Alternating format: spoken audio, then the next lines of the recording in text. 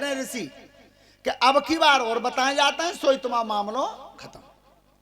तो बताओ कि तुम्हारे यहां मुष्टिक और चाड़ूर जैसे पहलवान हैं, तुम एक अखाड़ा लगवा दो, धनुष यज्ञ करवा दो। ऐसे मजबूत पहलवान तुम्हारे यहां मौजूद हैं, अपनी आंखों के सामने लड़वा के मरवा दो। कृष्ण और बलराम को यहीं बुला लो। तो आज अक्रूर जी को ध्यान रखना, नौता देकर के भेजा। और जिस समय कृष्ण और बलराम चले तो सखा सब तैयार हुए संग, और ये कही कन्हैया बच्चों मन तो हमारा हुआ पर कपड़ा ना है। भगवान ने कह दी चिंता मत करो, कपड़ों की व्यवस्था हम कर देंगे।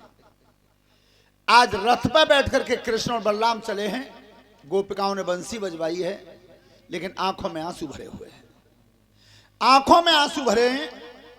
जब भगवान कृष्ण और बलराम दोनों रथ पर बैठ करके चले तो 10 कदम रथ चला, फिर मुड़ के देखा है पीछे को, और मुड़ के देखा तो गोपिकाओं ने जवाब क्या दिया है? कैसे? अरे बचपन की तोड़ दई प्रीति गुरुदेव कन्हैया का देखे मुड़ी मुड़ी के। बचपन की तोड़ी रही प्रीत सावरे का देखे मुड़ी मुड़ के। बचपन की तोड़ी रही प्रीत कन्हैया का देखे मुड़ी मुड़ के। अरे का देखे मुड़ी मुड़ी के, सामरे का देखे मुड़ी मुड़ी के। हरे का देखे मुड़ी मुड़ के, सामरे का देखे मुड़ मुड़ के। बचपन की तोड़ी रही प्रीत कन्हैया का देखे मुड़ी मुड़ के। काले भमर रहत बागन में, काले भमर रहत बागन में, काले भमर रहत बागन में, काले भमर रहत बागन में। जब नाही रस छोड़ो कलियन में, ए तब नहीं रस छोड़ो रे कलियन में। और ऐसी करियन रीति कन्हैया का देखे मुड़ी मुड़ी की। अरे ऐसी करी अनरीति कन्हैया का देखे रे मुड़ी मुड़ी की। बचपन की तोड़ी रही प्रीत सामरे। ध्यान रखना, जिस समय रथ यमुना जी के किनारे पर आया परीक्षित जी, तो अक्रूर जी ने कहा बेटा कृष्ण तुम दोनों भाई रथ पर बैठना, मैं स्नान कर लूं यमुना जी में। ठीक है चाचा नहा लो। तो आज दोनों भाई तो रथ पर बैठे हैं, और जैसे ही अक्रूर जी ने स्नान करने के लिए यमुना जी में डूबक मारी भीतर, और जल में जब पहुंचे तरे पे, दिखाई क्या दिया है? आरे लखी की कारी गए हाई हाई तैया।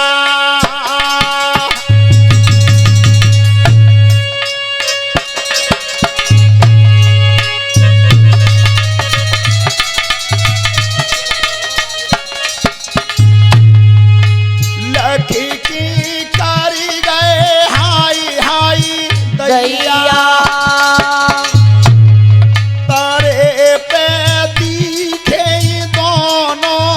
भैया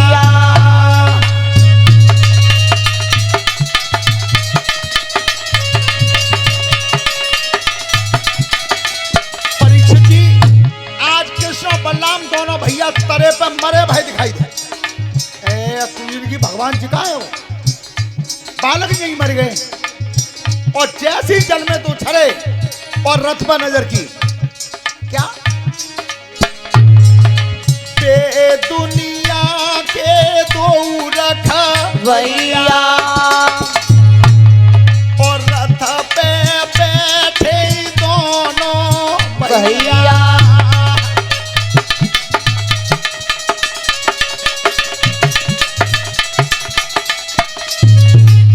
अब रथ पर नजर की तो दोनों भाई रथ पर बैठे, और जल में डूबक फिर मारी तो दोनों जमुना में फिर दिखे मरे हुए, और ऊपर उछले तो दोनों रथ पे।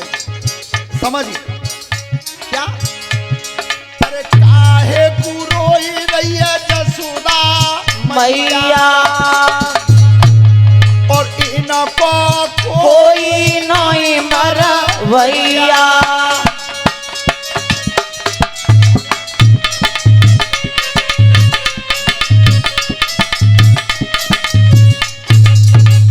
समझ गए कि इनको मरवैया दुनिया में कोई नहीं है। श्रोता बंधो आगे चले, यमुना जी के किनारे पर अब वो संग के सखा कह रहे कन्हैया बच्चों तेने कपड़न की कही, और कपड़न को जुगाड़ कहूं ना बन पाओ। एक धोबी कपड़ा धो रहा था, तो धोबी ने शराब के नशे में था, तब कि भैया जे कपड़ा मांगे थे दे दे हुए। धोबी ने की पेन तो जी बताओ तुम आए कहां थे वालों को, ये जमुना के पल्लंगा हिंदू के नगर आए नहीं के हो। हाँ भैया आए नहीं के, तो तुम्हें जो मालूम है कि हाथी जैसे जवान है कन सके उतने के कपड़ा तुम्हारे बन जाएंगे जे भैया, कैसी उन्हें जुगाड़ बना लेंगे। नोते की बात है, नो तो खा के तुम्हारे लौटा जाएंगे। विचार करना, पहले बे हमारे बड़े बूढ़े अबू बैठे मांग के कपड़ों नो तो खाया थे, लेकिन परीक्षक जी उस समय दिल में प्यार था। कपड़ा भले ही मांग ले जाते थे लेकिन दिल में प्यार था। और आज एक एक बच्चे पर 10-10 जोड़ी कपड़े, लेकिन दिल का प्यार खत्म हो गया। और कहां तक खत्म हुआ है बताया विद्वानों ने। अरे कितना बदल गया जमाना लोगों, गुरुदेव एतबार ना रहा। अरे माँ के जाए भाइयों में भी प्यार ना रहा।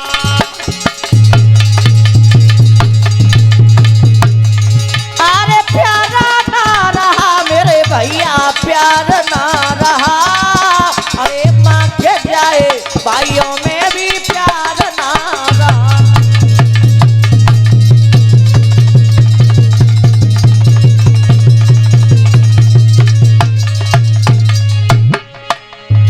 कितना बदल गया जमाना लोगों, एतबार ना रहा। माँ के जाए भाइयों में भी प्यार ना रहा।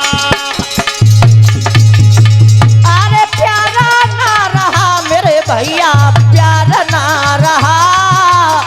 माँ के जाए भाइयों में भी प्यार ना रहा।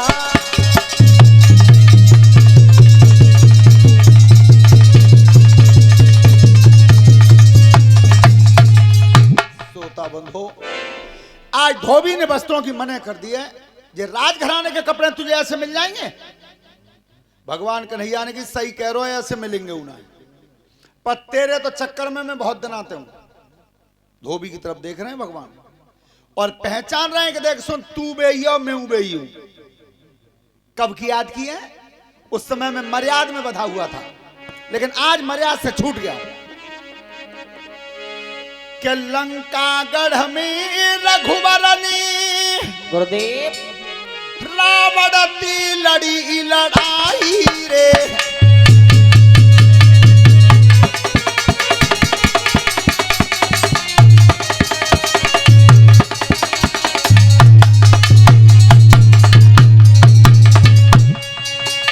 और वंश में दिखे पापी को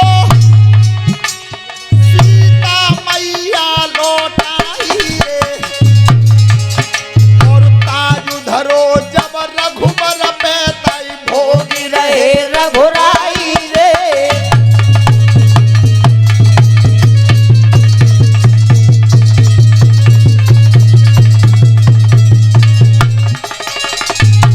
ध्यान रखना, परीक्षित जी जिस समय भगवान राम राजा बन गए थे, तो एक दिन भगवान राम ने विचार किया कि मेरे राज को चलाने से कोई दुखी तो नहीं है। अब सब श्रोता बंधु विचार करना, राम जैसा न राजा हुआ न राम जैसा कोई राज चला पाया। क्यों? पहली बात यह थी कि राम के राज्य में 11,000 बरस तक बाप के सामने बेटा नहीं मरा। दूसरी बात, 3 प्रकार के दुख होते हैं, दैहिक, दैविक, भौतिक। तापा राम राज्य काहू नहीं व्यापा। राम के राज्य में नहीं आए तीनों दुख, लेकिन इतने पाऊ राम जैसे राजा की बुराई करने वाले अयोध्या में पैदा हो गए तो हमारी तुम्हारी तो गिनती क्या है। आप किसी को संतुष्ट नहीं कर पाएंगे कभी। क्या? अरे मुकुट खोली दो रघुबरनी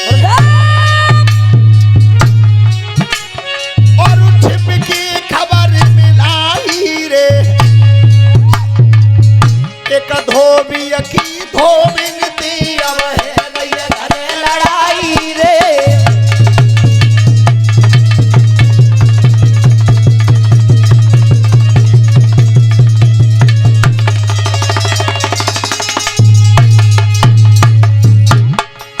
एक धोबी और धोबिन को मार रहा था। अरे एक धोबी अखी धोबिन से यार है गई घर लड़ाई रे। अरे कल दिन तू कहाँ रही और आज कहाँ पे आई रे।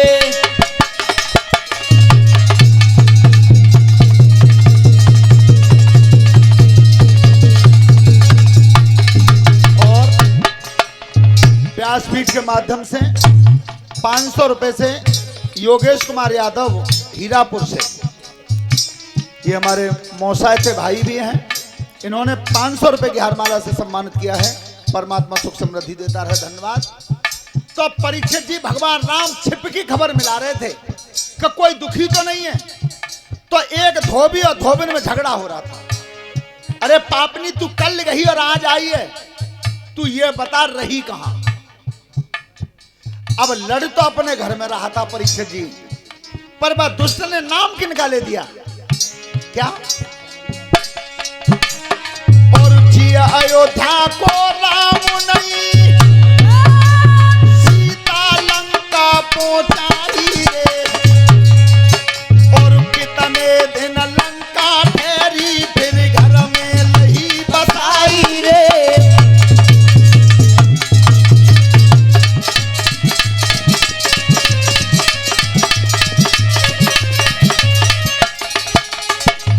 अयोध्या का राम नहीं है जो इतने दिन सीता लंका में रही और फिर घर में राख ली। ए भगवान राम सुन रहे, धक्का लगा एकदम। अरे अयोध्या, मैंने अपनी सीता की अग्नि परीक्षा ली और अग्नि परीक्षाओं में पास है गई, फिर भी दोष लग गया, लौट गए। क्या करते थे? और लक्ष्मण जी को टेर लाओ और दया हुक्म फरमाई रे, और दूजी बार सीता जी अकुय बतो बनवास पटाई रे।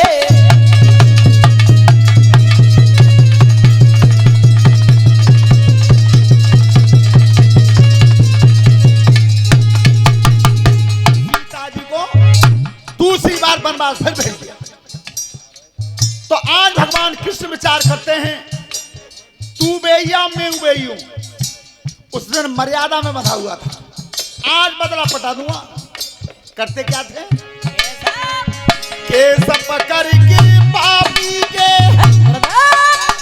और थप्पड़ कस के मारो है, और गाल में थप्पड़ मार दो सोई कर गो हंस किनारो है।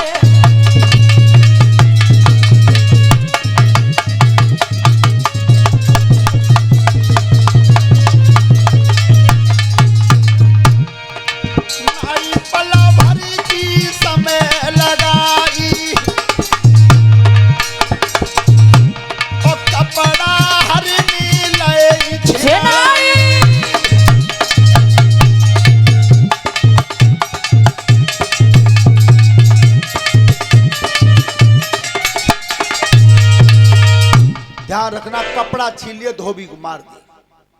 अब गठरी बीच में रख ली, तब कि भैया देखो जाके जैसे बन जाए तैसे जल्दी पहन लो।